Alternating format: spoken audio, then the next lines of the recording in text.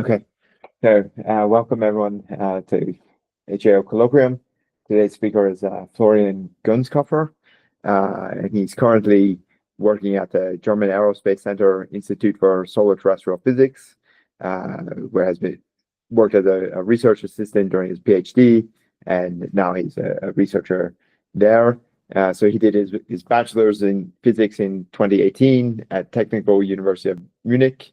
And then his PhD received last year, 2024, from Ludwig Maximilian University Munich, where I think he also spent time at DLR during his PhD studies as well. And his research is mostly on ionosphere, thermosphere processes, I think mostly at high latitude. And today he will talk about the incoherent scatter radar measurement of space weather processes in the high latitude ionospheric Dynamo region. So go ahead. Thank you very much, Nick. Thanks for the nice introduction. First of all, I would like to start by thanking you all for welcoming me here for the seminar today, but also for the past 2 months as a visitor at HAO. I had a very nice time, I would like to say. It was very good. As introduced by Nick, my name is Florian Gunskopfer. I'm a postdoc basically at the Institute for Solar Terrestrial Physics, German Aerospace Center, known as DLR. And Nick already gave the introduction. My work is focused on incoherent scatter radar measurements, specifically at high latitudes in the Ionospheric Dynamo region. So this seminar today will start with a little bit introduction of our DLR Institute in Neustrelitz and what in space weather and solar terrestrial coupling we do there.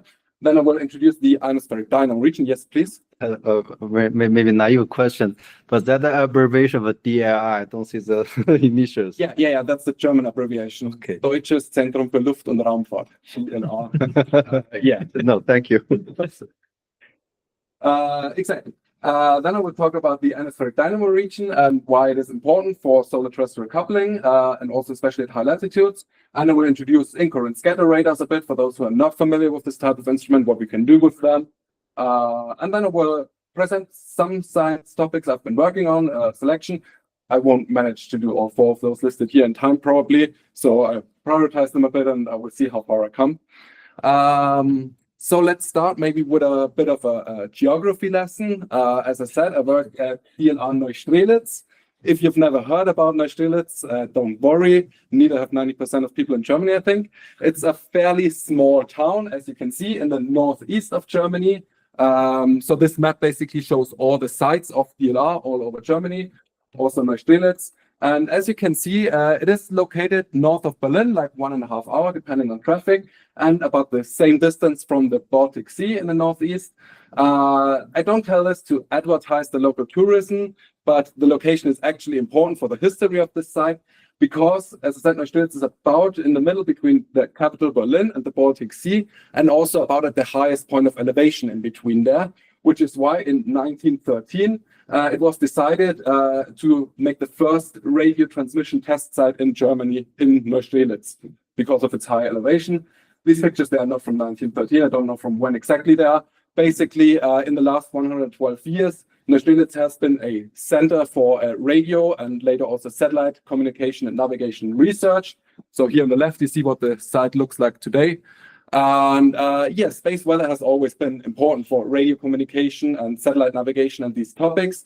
And actually, its importance, or the recognition of the space weather topic has grown to the point when in 2019, DLR decided to found its own institute, the DLR Institute for Solar Terrestrial Coupling, for Solar Terrestrial Physics, specifically for the topic of space weather. So I think I don't need to introduce too much what space weather is around here. I think most people are familiar with this figure and have seen it at one point or another, basically illustrating all the different and various processes that contribute to the complicated nature of space weather, from the solar driving, the magnetosphere coupling, solar wind, interplanetary magnetic field, down to ionosphere, thermosphere, even mesosphere in the atmosphere. All these different processes at different latitudes. What we do at our institute in Neustrelitz, we have 3 departments. One is focused on space weather observations, pretty much self-explaining. One is focused on the space weather impact, so like the effects of space weather on the GNSS navigation or GICs in power grids, geomagnetically induced currents. And then we have a third department that is more focused on the basic research side, which is the Department for Solar Terrestrial Coupling Processes, which is where I work. And in the frame of solar terrestrial coupling, it's often divided or kind of categorized with the external coupling from electromagnetic processes, from the sun and magnetosphere coupling, and the lower atmosphere coupling. How well this categorization works remains to be debated. In general, that's what our department does, working on these different coupling effects. And I would like to start by introducing two coupling processes that my work is a lot focused on. So first, an example for electromagnetic coupling would be the high latitude plasma convection, which results in the interaction of the interplanetary magnetic field and the Earth's magnetic field, as you see here. So the field lines merge on the day side, and then the field lines are dragged over the polar cap by the solar wind until they reconnect at the night side of the Earth.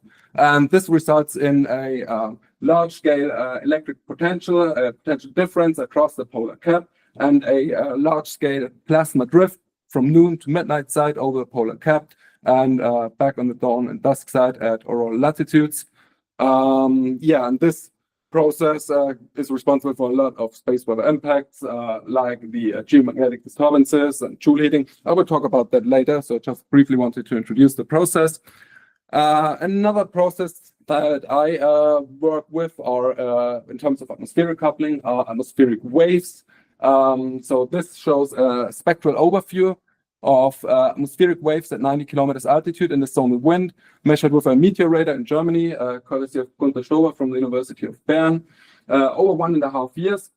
And this basically shows three very common types of atmospheric waves that we look at, which are planetary waves with wave periods in the frame of days. You can see they occur very seasonally distributed. And then we also have the atmospheric tides that occur with 24 and 12-hour periods, also 8 hours.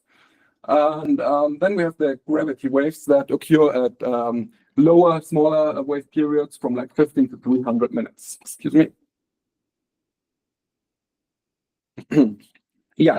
And especially the latter two are a focus of my work, and I find very interesting from a point of ionosphere-atmosphere coupling, because with both gravity waves and atmospheric tides, we can distinguish propagating waves from the lower atmosphere that propagate up, lower middle atmosphere, that propagate up in the ionosphere, and in situ force waves. So for gravity waves, for example, we have the gravity waves forced in the troposphere due to ground orography or pressure fronts. And those propagate up into the ionosphere where we can detect them. But we also have in situ force gravity waves, for example, due to heating in the ionosphere, for example, Joule heating. And similar with atmospheric tides, we have the propagating tides from UV or infrared absorption in lower and middle atmosphere that can propagate upward into ionospheric altitudes.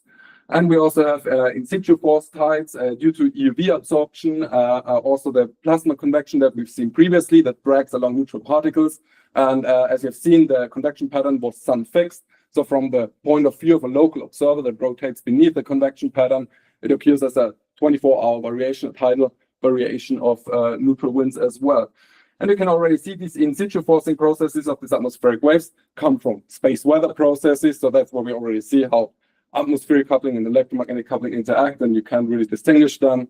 So that's an example for atmospheric coupling that I work on. One very important region when we talk about the interaction of the electromagnetic coupling and the atmospheric coupling is, as introduced, the ionospheric dynamo, or also called transition region.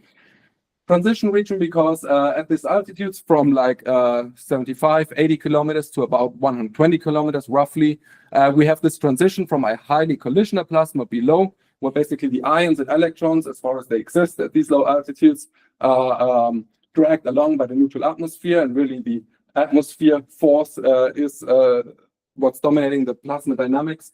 And at higher altitudes, we have basically collision-less magnetized plasma, so ions and electrons are mainly dominated by this E cross B drifts and electromagnetic forces. And in between those two regimes, we have this transition region, as I said, because when we distinguish between the collision-less and collision-null plasma, we mainly talk about the ratios of collision frequencies, ion neutral and electron neutral collision frequencies, and the respective ion and electron gyro frequencies. And if we look at the profiles of these, so the collision frequencies are roughly directly correlated with the neutral atmosphere density, while the gyro frequencies are constant. So we have 2 points where basically these regimes change. And for the electrons, that's at the lower end of the dynamo region, basically upward from which the electron neutral collision frequency is much lower than the gyro frequency, though the electrons are already decoupled from the atmosphere or coupled to the magnetic field above 75, 80 kilometers, while for the ions, the same transition takes place at higher altitudes at about 120 kilometers. So therefore, we have this transition region in between the two regimes. Dynamo region, this name becomes of the effects that happen within this region, because as you see, ions and electrons are dominated dominated by different forces, atmospheric friction or electromagnetics. And that's why in this region, charge separation can occur very frequently or very well. And this is why in this region, the ionospheric conductivities, or rather the Petersen and Hall conductivity, maximize there. We can look at high latitude specifically. That becomes very figurative. We have these near vertical magnetic field lines along which we have the field aligned currents due to the solar wind and magnetic field interaction. So the field aligned currents are very strong and have very high conductivities. I plotted here also the parallel field aligned conductivity, which is, as you see, by a factor of 10 to the 6 higher than the other two conductivities. So field lines are very good conductors. But then within the transition region, we see that we have these maxima of Hall and Petersen conductivities. So Hall currents are currents that flow in opposite E cross B direction, and they occur within the ionospheric dynamo region. That can be explained in a figurative way very easily. At these altitudes, we have seen the electrons are electromagnetically forced, so they follow the E cross B drift that we have seen before from the polar plasma convection, while the ions are dominated by the atmospheric friction force. So the electrons, they drift over the polar cap, which results in a net current in the opposite direction. So we see these Hall currents are always in the opposite direction of the polar plasma convection. And then we have the Petersen currents, which are perpendicular to the magnetic field, but parallel to the electric field. And they maximize at the top of the ionospheric dynamo region. This can be explained when you look at E cross B drifts.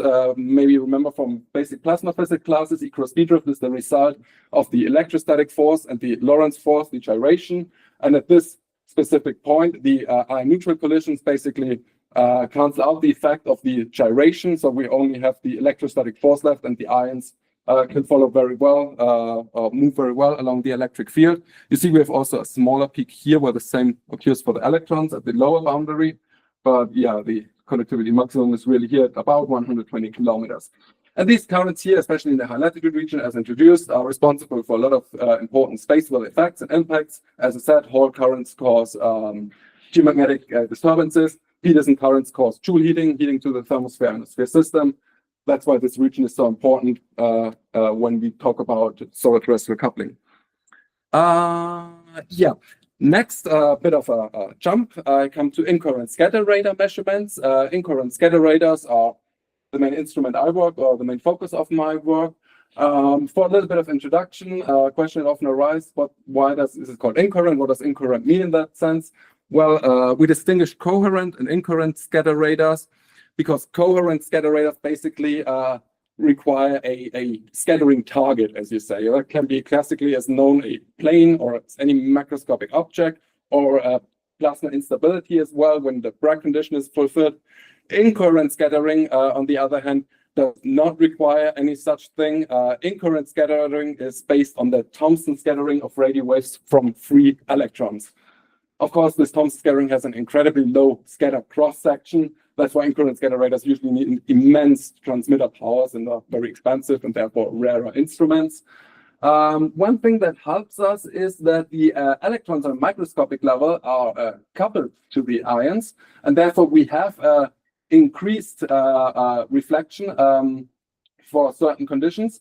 We can have a positive interference basically for the scattered waves at microscopic structures. Like one important structure here is the ion acoustic wave. The dispersion relation is given here, which also depends on electron ion temperatures, as you can see.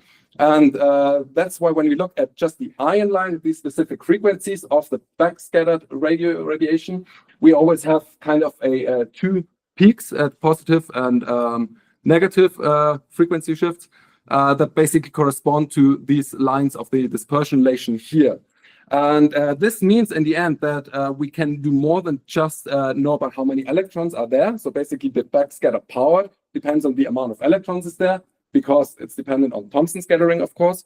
And as you can see, the magnitude, the strength of the backscatter radiation maximizes here in the F region, where we have the highest electron densities. But from the shape of this profile, we can also infer ion and electron temperatures. And from a basic Doppler shift, we can also learn about the line of sight ion velocities. So actually, there are multiple quantities that we can infer from incoherent scatter radar measurements. That's what such measurements typically look like.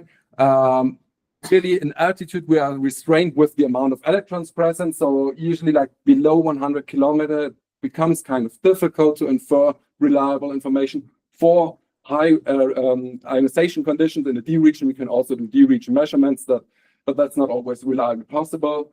And at higher altitudes, like above, here in the temperatures, you see even above 400 kilometers, the data becomes very noisy. So you always have to see from measurement to measurement how far you can use the data. But in between 100 and 400 kilometers, you can have very reliable measurements here. And here on the right, I plotted this was one day in July 2020, actually a DLR campaign with an incoherent scatter radar that I like to show because it shows a variety of processes that can be studied with incoherent scatter radars. So here, if you look closely, you see some ripples here in the electron density. If you filter them to become more closely, that's actually a traveling ionospheric disturbance caused by an upward propagating gravity wave. If you look at lower altitudes, you have here these strong echoes, basically, which are polar mesospheric summer echoes due to noctilucent clouds that occur in July at these high latitudes. And you have here also a nighttime effect that I'm not sure what it is. Maybe I had sporadic E layer when I showed this picture around repeatedly, but so far I didn't get a conclusive answer what I see here, so I don't know. I put the question mark there. If any of you know, please feel free to lecture me on that.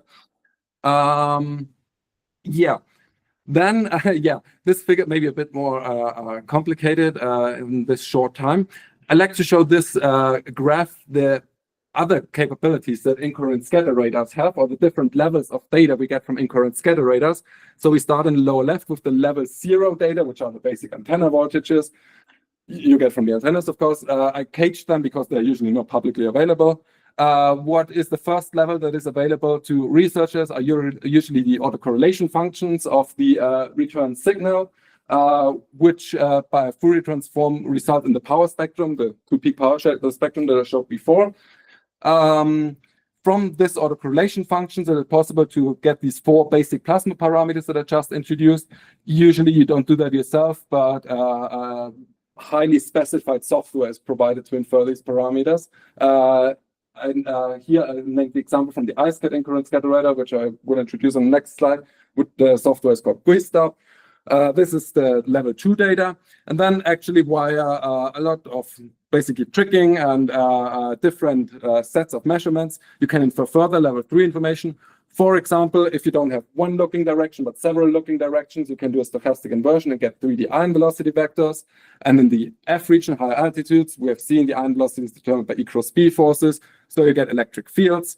By knowing something about the ion neutral collisions, which you can either get from empirical atmosphere models or actually also directly infer with dual frequency ice cap measurements, you can get the balance of the friction force and the E cross B force and infer neutral wind velocities. Also, if you know electron densities and collision frequencies, you can basically calculate the conductivity tensor. And with conductivity tensor and electric field, you can then again measure, or rather calculate, not measure, calculate Peterson currents, Hall currents, Joule heating rates. I put geomagnetic disturbances here in parentheses because actually you would need a large looking frame to infer actual geomagnetic disturbances, which you just don't have with current and current scatter radars. It's possible in theory, but not practically possible or done.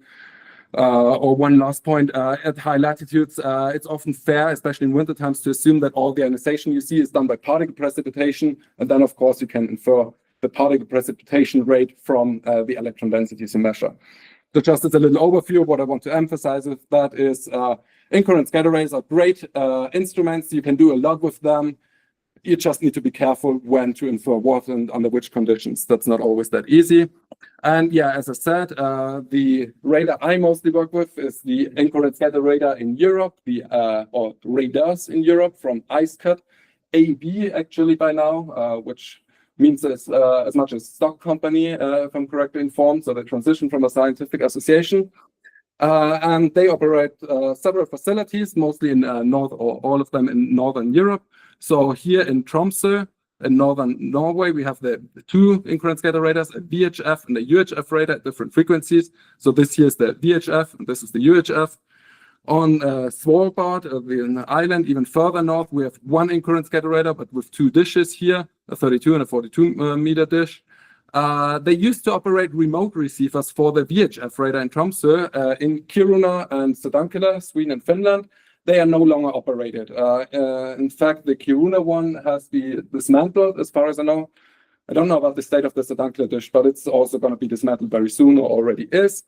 And that's because there will be something new coming up, hopefully soon. Let's see how soon, which is IceCut 3D, which is well, I wouldn't say new type of Incoherent scatter radar, because in the US with Pfizer, you already have this kind of phased array radar, which basically doesn't require these large dishes, as you see in the other pictures, but is made up of arrays of single antennas.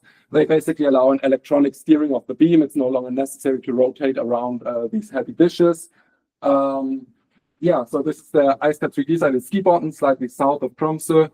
And best case, this will be operational this summer, but I haven't heard the latest updates yet, so I don't know what's the current status. Okay, with that, I'm done with the introduction. Yeah, quite well in time, I think, and would come to some science topics. Otherwise, are there any pressing questions for the introduction so far? We can do them now or at the end of the presentation, whatever you prefer.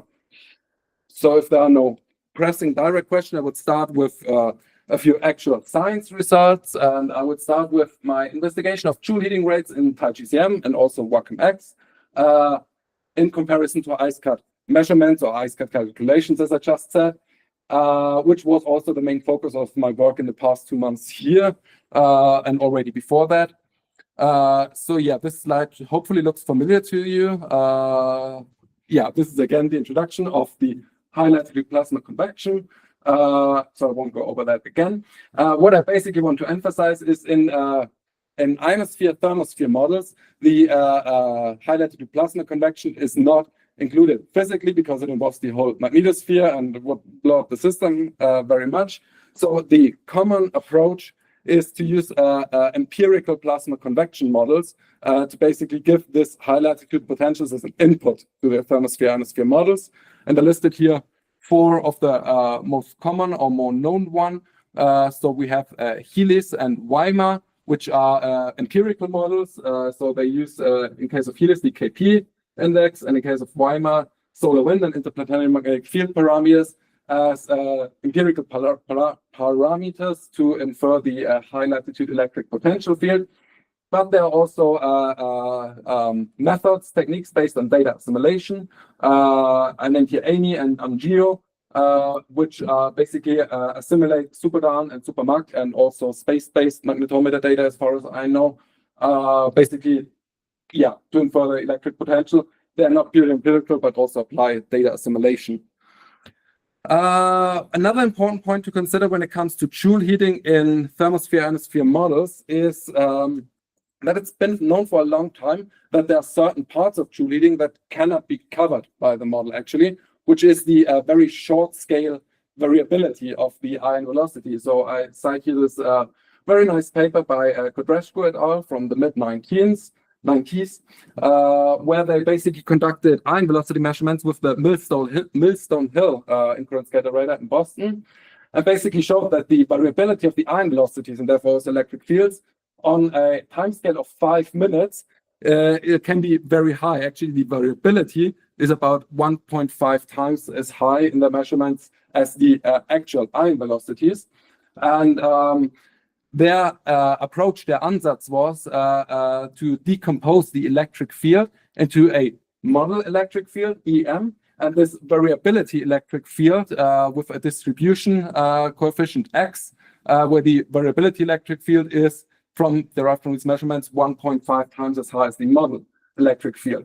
And what you can actually see is, depending on how you distribute this parameter X, they usually use they say it's important to use a symmetric distribution of X, in this case just the rectangular function, because then you actually, by this, you don't alter the mean electric field.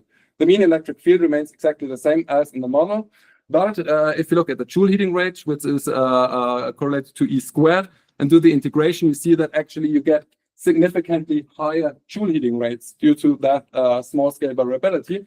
In fact, for this specific case, 1.5 times as high Joule heating rates. And actually, what I find very interesting or very cool is that the TIE GCM model in particular still applies this 1.5 scaling factor. In the model, it's called Joule factor, to increase the model Joule heating rates. And basically, previous works by Emery et al. And also Codrescu et al. Again already showed that this variability, the effect of this variability is not fixed at this 1.5. This was this one set of measurements, a 6-hour set of measurements that showed this 1.5 factor in the variability. But it has actually been shown before that this changes dramatically with geomagnetic activity, latitude, local time, and also season. So the idea was to have a closer look at this scaling factor, which scaling factors are actually required under what conditions for the model Joule heating rates, and in my case, the ice cap measurements to match. A little bit about the ice cap measurements on that.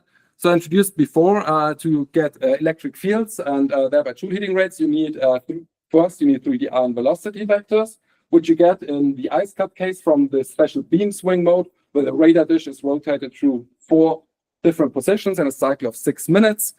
And so you get these in the 6 minutes, you get 4 line of sight ion velocity measurements. And the basically the mathematically soundest approach that I found to infer 3D ion velocity vectors is a stochastic inversion from Nygren et al. 2011, which we implemented and applied here to get the ion velocities in the F region, and from that, of course, the electric fields. And what we then do, so in the first test, we looked at TIE GCM runs driven with Healy's and Weimer. And so we collected a lot of measurements from IceCut as far as many as they were available. And when we calculate the Joule heating profiles from IceCut, we basically apply the electron density measured by IceCut to calculate the conductivities. Collision frequency profiles we take from the models in this case, and then we use the IceCut electric field and also the model neutral wind. We cannot infer that from IceCut measurement in this case, so this is always to be considered that we are assuming the model neutral wind, and compare that to the Joule heating profiles from the model, where we of course apply all quantities as given by the model, which results, here's an example for 8 days in September 2005, restricted to KP larger 2 conditions. You will see on the next slide why. Here, actually, I also show AMI. This has been a recent addition. In the original study, I didn't apply AMI convection. So basically, on the left side, you see the original profiles as given by IceCut measurements in blue, and the 3 different model runs with the different driving. And here on the right side is what happens. What we basically do is we fit the whole profile, standard least square fit of the whole profile to infer the ideal scaling factor for the profile and the IceCut measurements to fit ideally. Actually, in this case, it's very nice because if you take the average of all 3 models under these special conditions, the average scaling factor that you need for all these 3 models is remarkably close to 1.5. So, in this case, actually, the standard model solution works very perfectly. interesting to consider. Yeah, Can I ask you a question? So, of course. so on the left panel there is coming out of TiGCM, for example, without Joule FAC applied. Yes, exactly. Yeah, And so the right is Exactly. inferred, and so Joule FAC's pretty good. exactly. Yes. Yeah. Thank you. Yeah, I should notice that when I show here the model profiles, I take this 1.5 out to show what the original calculation would be. In this case, it happens that the 1.5 is very accurate. I will show that this is not always the case. One interesting point I would like to show here is that especially, here the point is already there, above the maximum of the Peterson conductivity and therefore also of the Joule heating rate, the three profiles with the three different forcings are significantly different. I think I shouldn't call it the top side because that's already taken the point, but the top side of the Joule heating profile, if you will, that actually the forcing is very much different there. That's interesting observations, I think. I haven't given too much thought into that yet, but I definitely will. Yeah, so I originally conducted a study that was published last year, as I said, originally only with Helix and Weimar. This is basically kind of summary slide of this paper. Here on the right, you see on the y-axis the supposed scaling factor, or the ideal scaling factor for measurements and model profiles to match. And there you can see now that especially at KP lower 2, there are, especially for Helix forcing, especially strong deviations. And of course, also at very high geomagnetic activities, both deviate well from the dashed line, which is the 1.5. At the medium range, they fit considerably well. So here's the summary for KP lower 2. Helix-driven TiGCM runs would need a far larger Joule factor to match the ice cap measurements. And at KP larger 6, they would need a lower one, which kind of makes sense. Helix is driven by KP, so it would make sense that the Joule heating at low KPs is kind of underestimated and kind of overestimated at high. That makes sense. For Weimar, it's a bit more difficult because it's not driven by KP. But what we see there is basically at low and high geomagnetic activities, Weimar underestimates the Joule heating rate, but fits considerably well for a medium range of geomagnetic activity. As I said, that was the initial study there, and basically there are some problems with that approach in retrospective. The first problem with that approach is it's based on 200 hours of ice cap measurements, which is a very considerable, was a considerable effort to collect this many measurements, ice cap of ion velocity measurements. But it's only a large data set if you talk about incoherent scatter radar. So usually when we apply statistical methods and want to infer statistically relevant information, more measurements are needed. It's just with incoherent scatter radars that's difficult. Then when we looked at different substats of these 2,000 hours, we saw that in between campaigns, the obtained scaling factors can vary significantly, especially at these very low geomagnetic activities. I call these accumulative effects. I don't know if that's the actual scientific term, but it seems correct to me. Basically, that the conditions before the campaign or before the measurements influence the Joule heating later on. You cannot directly map from the current geomagnetic activity to how well model and measurement fit with regard to Joule heating. And then there's, of course, the problem we're looking at only at one global point. The Joule factor is, of course, it impacts the model on a global base, and how sensible it is to alter model results on a global base just from one point of measurements is open to discussion, at least. Especially, we don't know, as we said, what are the variations with latitude and longitude that we have seen before or that were reported before. We have to look close into that before we can think about actually adapting the scaling factor in the models. So from this, a plan was sketched up. Basically, first off, to add the AMI and AMGEO convection models into the study. So this is now the plan, what I also worked on while I was here the last 2 months. So also have a look at the assimilative models. Do they perform considerably, or the assimilative driven models, do they perform considerably better when it comes to Joule heating than the purely empirical models? And then investigate other effects like model grid rate solution and model time steps. Yeah, so that's one point. Then rather than just TiGCM or additionally to TiGCM, we wanted to include WACOM X. That was, of course, a special interest of Han Li, who invited me to this visit here. Especially they have a new high resolution model run with 0.25 degree resolution. So how does this very high resolution impact the Joule heating? And in this run, they use gamma coupling, so with actual physical MHD model of the magnetosphere. So how does this affect the Joule heating? Presumably very strongly. We'll have a closer look at that. And that the third action item or third point was to do a bit about here this lack of measurement data. Phased array radars, as I introduced with the IceCat 3D, can provide large amounts of these 3D ion velocity measurements because, as I said, the beam steering is much easier. With classical instruments, you're restricted by mechanics, so to say that you have this large dish and rotate them around and anything can break at any point, basically. With phased array radars, you're just based on electronics. It's much better suited, and you also have a higher time resolution for your ion velocity measurements because you don't need to rotate a dish around. So as I said briefly before, in Alaska, there is a functioning phased array incoherent scatter radar, which is PISA.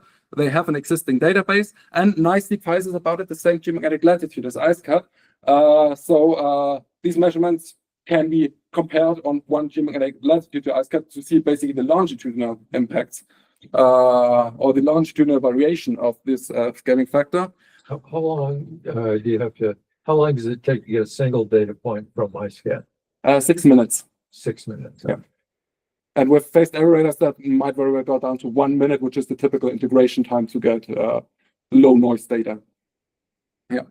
And then as I said, IceCat 3D is supposedly operational this summer.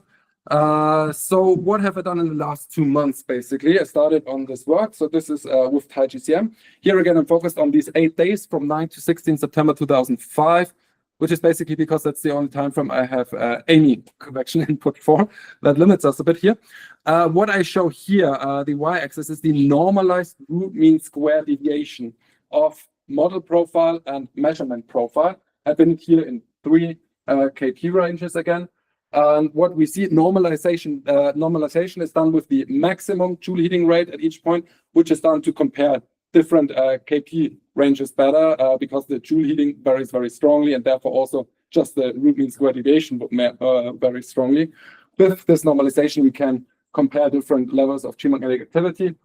What we see is that the diversion of model and measurement is, of course, especially high for high geomagnetic activities, which fits what we've seen before. And also interesting, we see again that it's higher for very low geomagnetic activity, and the best fit of measurement models we generally find at this medium moderate range.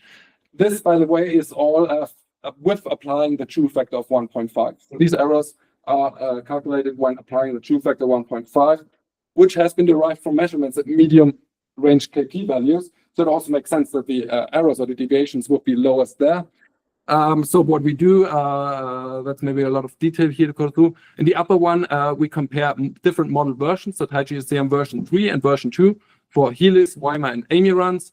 Notably stand out here is that when going from version 2 to version 3, with Amy driving at high geomagnetic activity, the errors reduce significantly. So I think this is the most remarkable result here.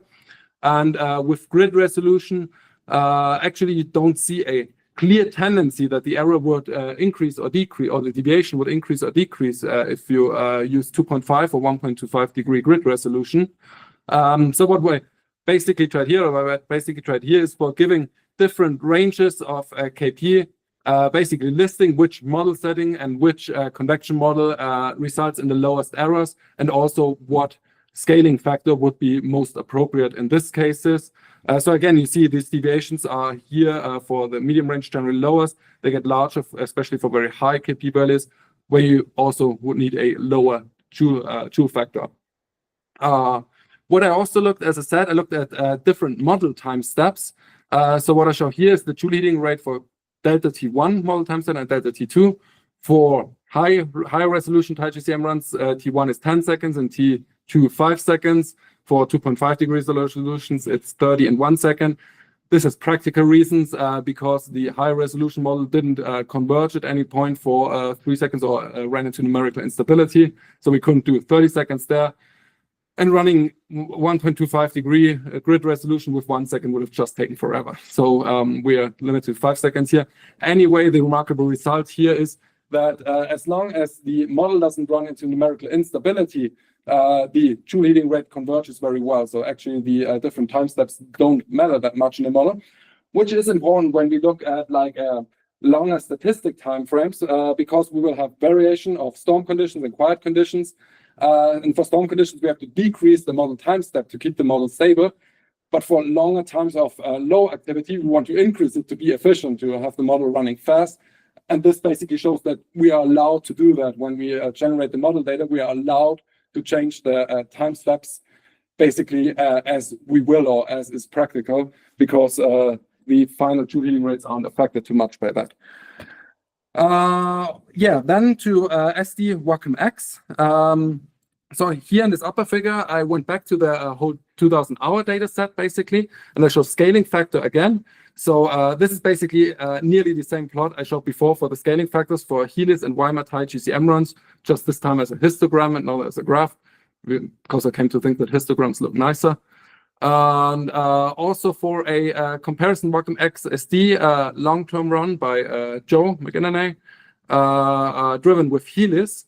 And what we see here nicely is that the deviation of the Helix-driven High GCM and WACM-X SD run is very similar at all latitudes. Actually, they're always different by a factor of around 1.5.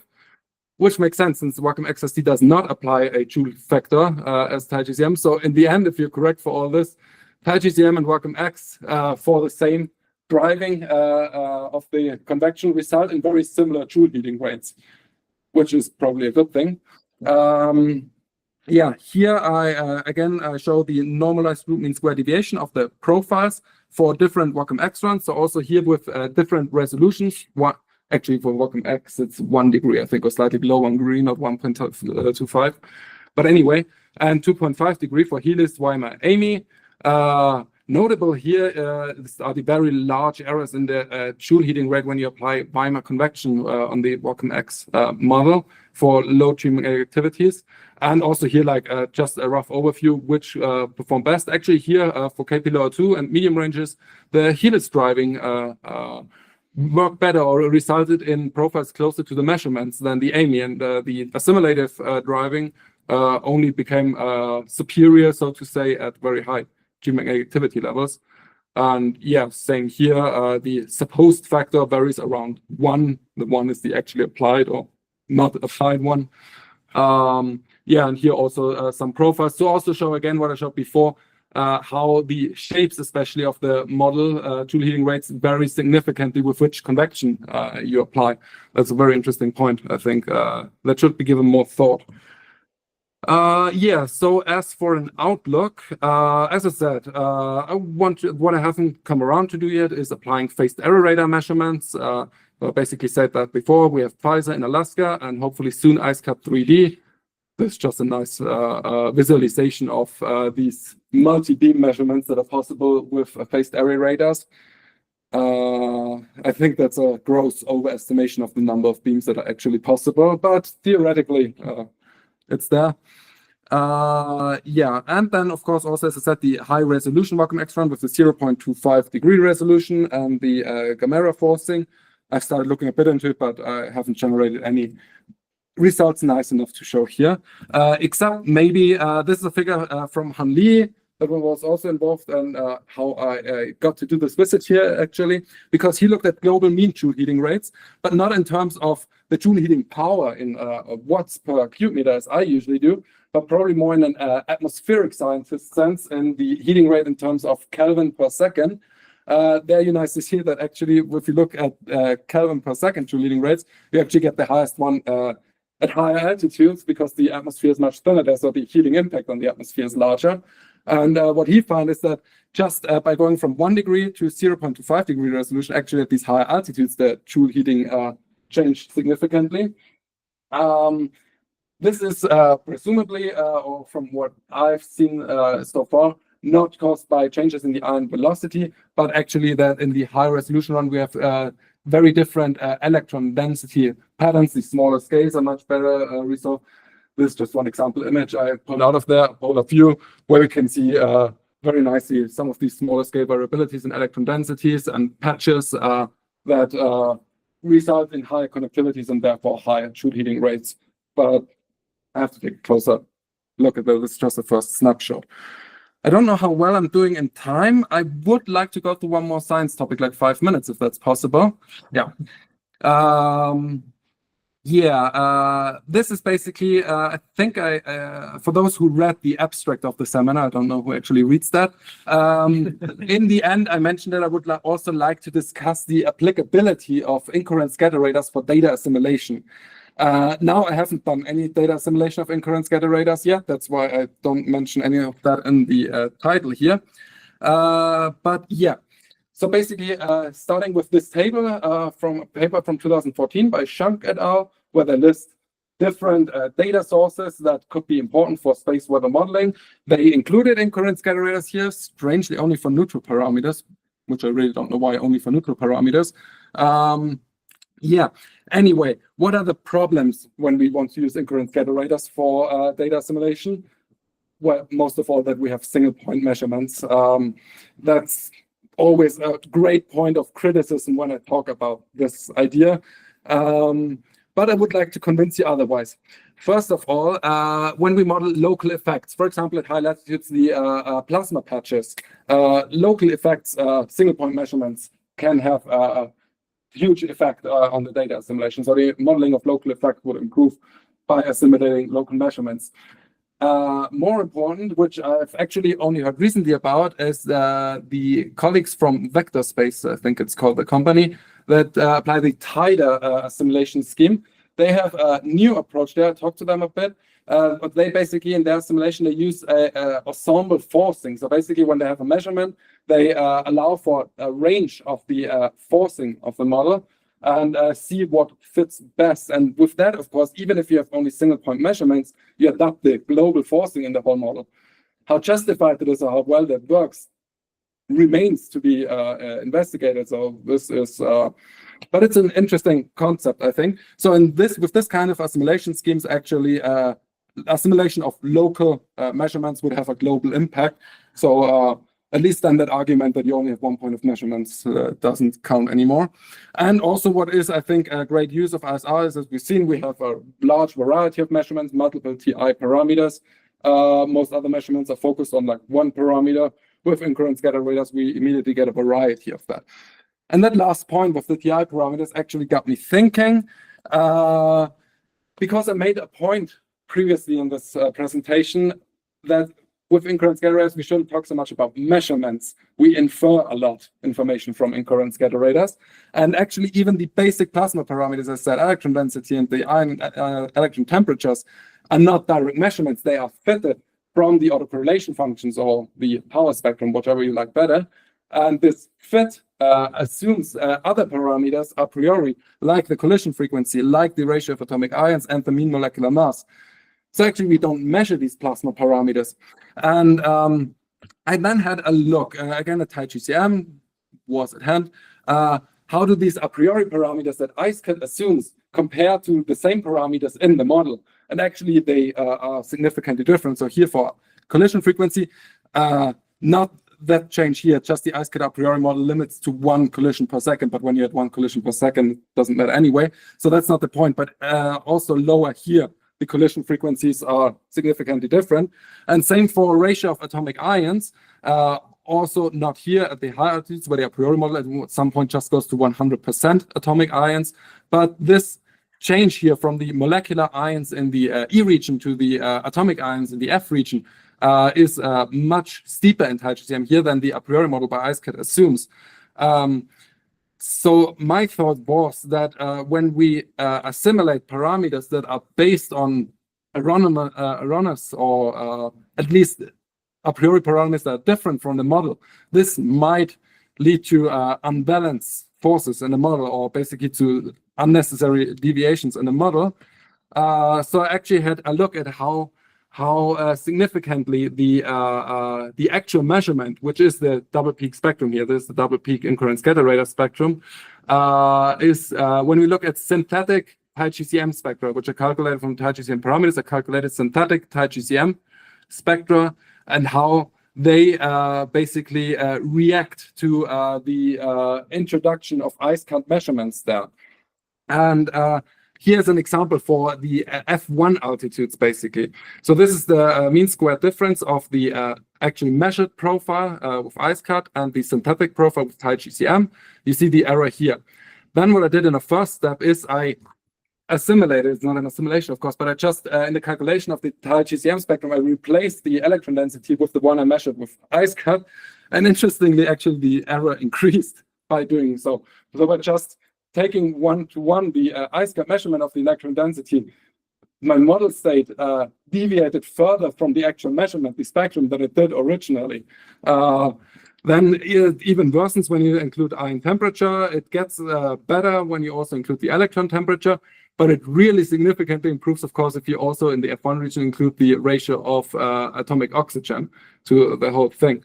And yeah, basically here a table. So in the F2 region, it's actually not that important.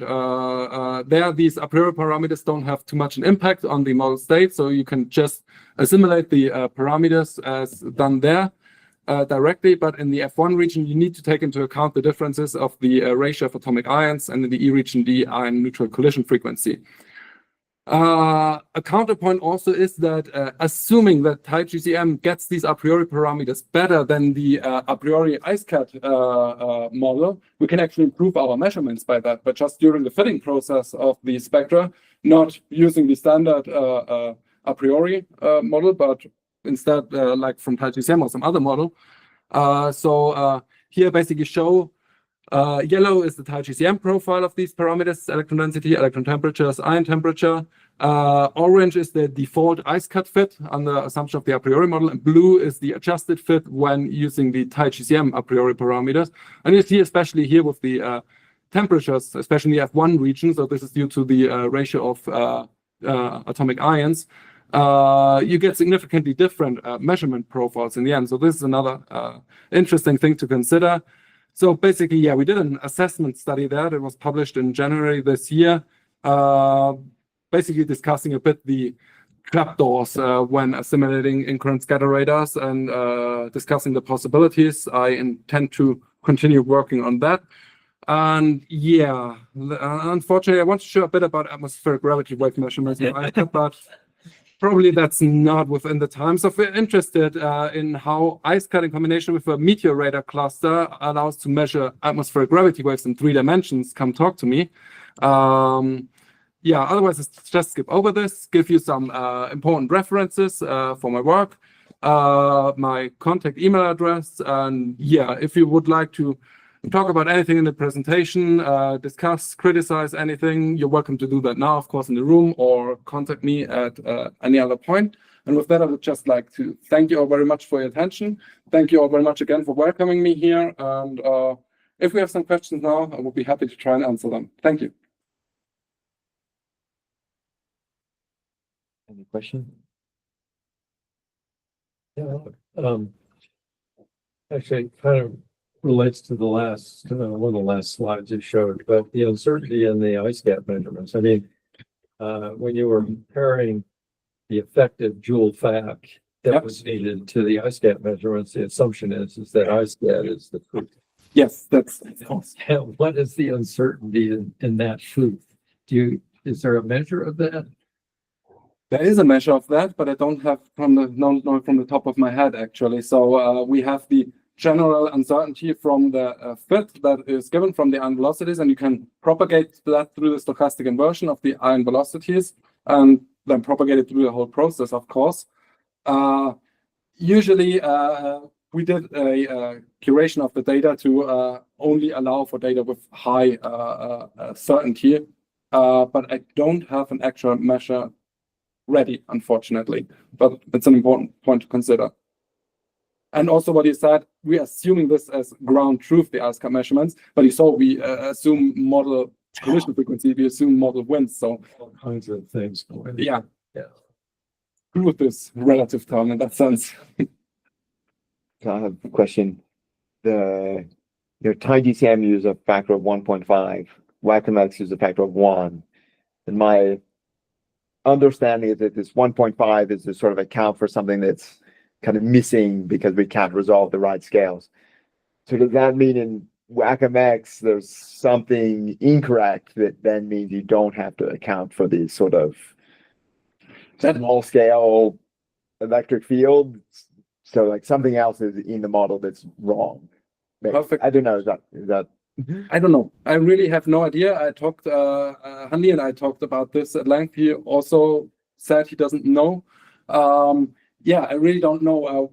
One idea we had that this scaling already is somehow included as this variability of electric field. You can include this in the model earlier on, that you basically, when you calculate your model electric field, you add like a statistical distribution of variability around that, and then you have this variability included in the model on a deeper level directly. But yeah, that we don't do that? Yeah, okay. That's one approach. For example, in CTB, I think they do that. But yeah, honestly, I really don't know. I had hoped that somebody here could explain it to me. Yeah, sorry. Okay. If maybe online or here in the room, anyone has a better idea than me, please tell me. I mean, I see what you're saying, but because I don't think we do that in WACM-X. Yeah. Then that would mean that something else is wrong that gives you enough joule heating without accounting for these. Two wrongs make a right. Exactly. Or maybe a different lies in the connectivities. I haven't looked closely how the connectivities compare from TiGCM to WACM-X. But that could suggest that the conductivity in WACM-X is wrong because in theory, you should need to account for this sort of missing electric field. Yeah. Right. I see what you mean. I have a problem there with, as I said, same with the ice cap measurements. Right and wrong are very theoretical. They are also with, when I compare these a priori parameters from TiGCM and the ice cap model, you can always say maybe this one is closer, maybe that one is closer. Probably none gets it correct, and same there. But I think there's some other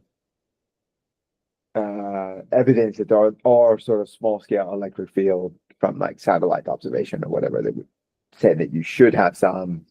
It's not included. Anyway, I don't know. It's interesting. Yeah, definitely. That's, I think, the Emery et al. Paper that used satellite measurements to show. I think they showed between the difference in the scaling factor that should be applied between the summer and winter hemisphere, where they said in one of the two, the scaling factor should actually be 2.5 instead of 1.5. This is based on satellite measurements. So, anyway. Okay. Other question? So I have a question. So Florian, when you do evaluate the different model, like evaluate Helix versus Amy, so Helix is a KP is 3 hours. So when you evaluate like on each 3 hour mark? No, I actually use an interpolation for the KP index here. Basically a nearest neighbor interpolation of the KP index. But yeah. Okay. Yeah, and also, when you get in this factor like 1.5, yeah, we would not know whether it's from the electron density, its profile, and like electron temperature, ion temperature. It's all involved, and electric field. So we don't know where this come from. Very complicated. Yeah.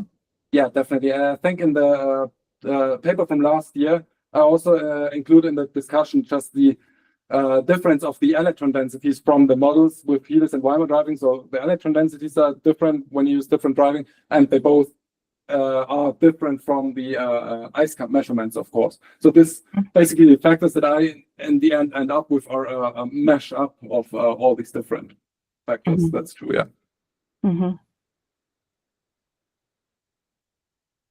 Last question. I have a question earlier, maybe on sorry. I mean, I read your paper, so I could just ask a question. Could you remind me again, like what scale, like these two instruments are able to co-observe? What scale of graph waves? Yeah. So for this case, the advantage of meteor radar clusters is that meteors are observed in multiple instruments at once. So you can actually increase standard time resolution for meteor radars is 1 hour, which makes studying gravity waves difficult.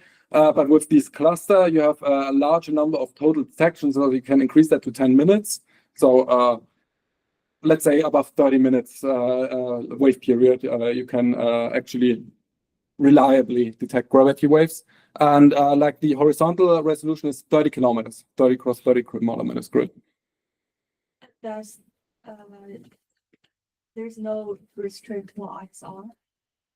Well, with ISRs, of course, we only have this like 1 point vertical cross section. So the altitude resolution there for the vertical wavelength then is it changes over the frame, but at the highest altitudes we are about 10 kilometers altitude resolution. So still possible to, and also since usually the vertical wavelength increases with altitude, it remains possible to detect the waves throughout this range. And time resolution for ISR is there 1 minute, as I said. The standard, you need to have a good data quality, so that also puts no limit on gravity waves. So like, is this more likely you detect flash wave in ISR and then it's harder to find it in meteor radar? Yes, exactly. That's the point of it. Yeah. This is a case study on one case where we happen to have this nice measurement of gravity wave-induced traveling ionospheric disturbances. And so we looked at the meteor radar measurements for the same time, and we were actually able to detect the wave there. And by inferring the parameters, we have a certain confidence that we're actually observing the same wave. The instruments don't overlap for that time, so we don't know for sure, but we have a certain confidence there. So, yeah. Could it be a case that meteor radar is observing a packet of gravity wave because of its coarse resolution and cannot identify like the detailed wave structure, and the ISR could actually realize all the details of this packet? Probably yes. The difference with ISCAT remains that you don't have any horizontal information. Yeah. So what we did is to infer or to conclude that we're observing the same wave. We were looking at the wave period because the wave period is supposed to remain constant for upward propagation. And then we saw actually that within the uncertainties, we observed the same wave period in the meteor radar measurements and the ISCAT. So we said we're observing the same wave here. And also you have some vertical resolution with the meteor radar. That's 2 kilometers. So you could also infer vertical wavelengths there, and that also roughly matched. Thank you so much. Any last question? If not, thank you again.